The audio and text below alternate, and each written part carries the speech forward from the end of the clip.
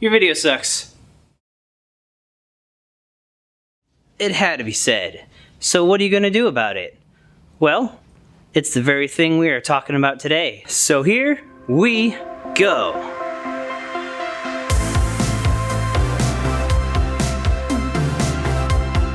Many platforms have lots of videos that suck. You have Facebook, YouTube, event videos, training videos, and even movies. You know what movies I'm talking about. So here are some reasons why your video sucks, and how you can improve them.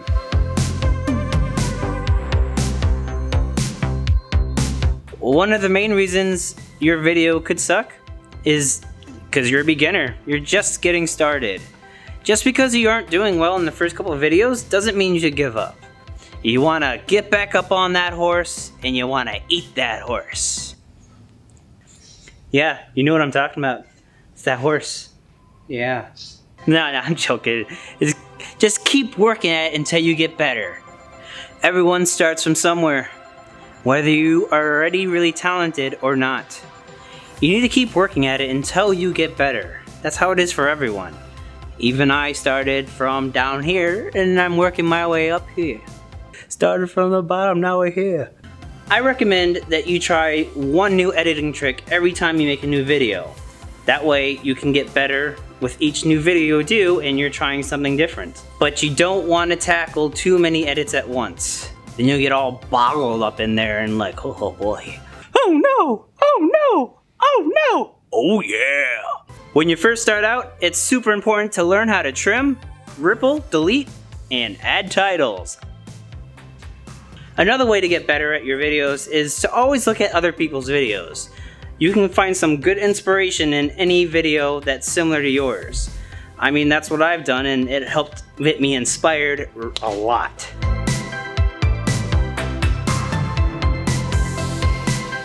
Your video is shaky. Oh no. Shaky footage? It's the worst. To counter that, try to get a tripod or gimbal for smooth footage. Like walking down the beach. You can always get a cheap tripod, but eventually you'll want to get one that is very reliable. Because sometimes cheap ones, they're helpful when you need them, but they can break down when you least expect it. Monopods can be very useful, but you still need to hold the camera while they're attached. But they can still be beneficial depending on how you want your transitions to move around with the camera. Steadicams, they can be pretty pricey, and they take a lot of time to set up. But the ending result can give you really smooth video. And that's what you always are going for. If you want to add in some dynamic shots, a slider could be your best bet. You can get those nice looking slow shots coming in or coming out. Another way you can call it is to dolly. It's on a dolly and it'll move back and forth like this.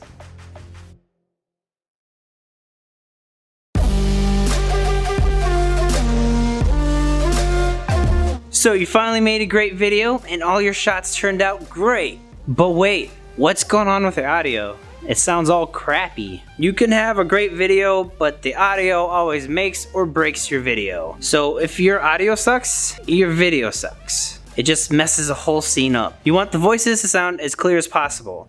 You don't want them sounding like they're from far away. Hello, hi, how are you? I'm so far away, I don't know what to do. Maybe there's reverb in your video. If that's happening, it's just making your voice bounce around everywhere. One way to fix that is have something to dampen that sound, like a sound blanket or a sound wall. Like how they have for voice recorder boxes. You don't want unnecessary sounds. For instance, if you have the air conditioning going on, it's always good to turn that off. If you have people talking in the background.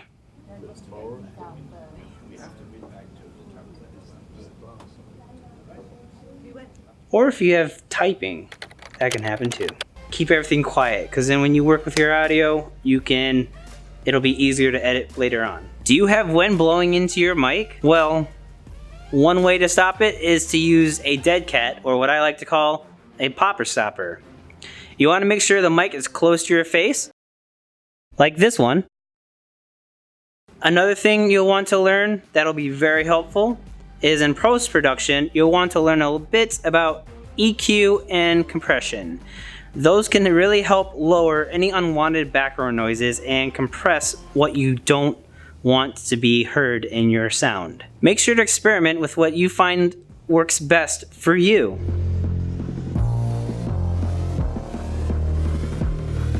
Wait, your video is how long? Why is it so long? Sometimes a video can drag on and on and on and on and on and on and on and on and on and on, dragging on pointless info. You want to make sure you get to the point. I highly recommend you getting a teleprompter, or at least scripting out your video beforehand so you can think about the fastest way to say exactly what you want. Though it is understandable. Sometimes you need the story to rise up to the climax. You want to tell a good story. You want to make it interesting. Add some humor. That always makes a video interesting. You want to just keep the viewer and pull them in. Just pull them in. If you find your video too long, even after cutting it down and putting it together, you can always consider to break it down to 2 videos. I mean, having 2 videos can be pretty helpful to you in the long run. You may not be in control of your lighting. Lighting can help really set the tone of your whole video. So here are some tips. Tip number 1, use natural daylight. If you have a window that has nice lighting coming out from the outside, you can just set your camera up and you can have the light coming in so it's hitting one side of your face. And it's already somewhat diffused when it's going through the window. You can also use a drape for more diffusion. If you don't want that shadow on the other side of your face, you can take something as easy as a poster board and just place it on the other side, and you can have the light bounce off your face. So that way you have perfect lighting. It can be very useful to help remove any shadow on your face while recording when it's sunny out. Tip number 2, for a studio lighting setup, I recommend 3-point lighting system. You have a key light, you have a main light, and then you have a light in the back. That way you can eliminate all the shadows that show up on either side of your face. And then having a good backlight helps with getting good accents in your background, so then you're standing out from your background. The lights I'm using are 2 halo lights, and every single light is being attached to a Neewer stand. I also have a light hitting for the backlighting as well. If you would like to know where I got these, I'll put a link down below in the description. If you're recording outside, try recording during the golden hour. The golden hour would be sometime when the sun is setting. You only have an hour. That's it.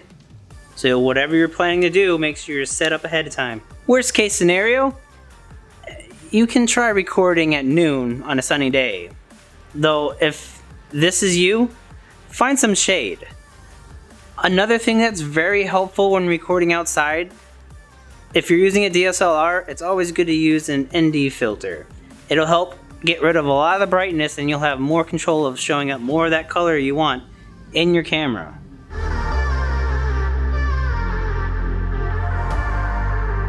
You didn't color correct your footage, or your feelings at that fact. Color balance is pretty important. Different light sources emit different colors of light. Take for instance a prism. If I had a prism. But prisms create multiple different lights from like a rainbow. We always see white light as white. But the camera's not so forgiving. You have to program your camera to tell it how you want it to shoot. For instance, if you're telling your camera to shoot in daylight while indoors and you're using the tungsten lights setting, it's gonna have an orange hue.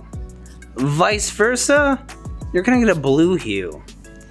It depends on cool light and warm light. You don't want to mix it. It's just gonna get you in trouble. You can always use software in post-production to correct bad color balance, but you don't want to always rely on it.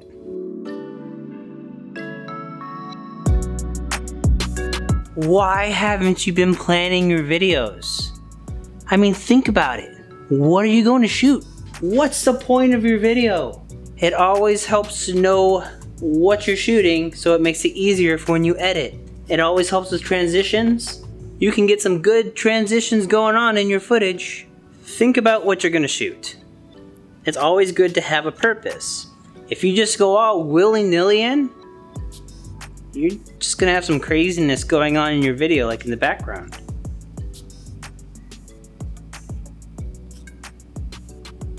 Also, trying to plan ahead of time can help cover up mess ups, such as if someone bumped your camera, or you have an extra B-roll shot going on. I mean, extra angles are everything and can be very helpful. Just always remember one thing. The more you prep, the easier it is to deal with your video later in post. But you don't want to deal with everything in post. That can get really hectic. Plus, you don't want to forget about having a script. Having a script lets you know exactly what you want to say, or at least a guideline for what you want to say. It makes things so much easier. Not everybody can improv.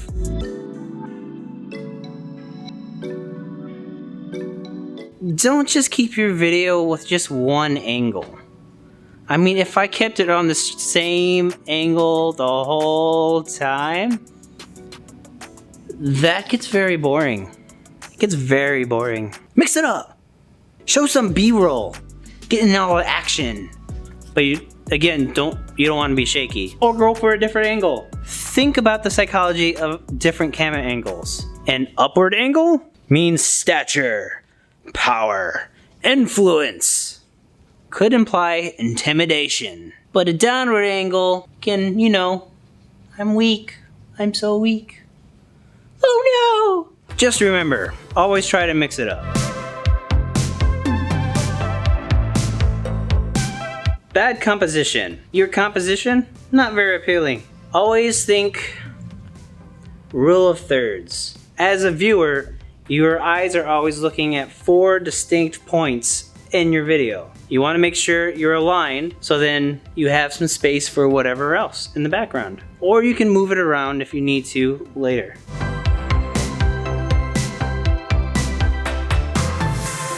One thing to always remember when you're shooting video is to remember what frame rate you're using. With a DSLR, you always want to make sure your shutter speed is double your frame rate.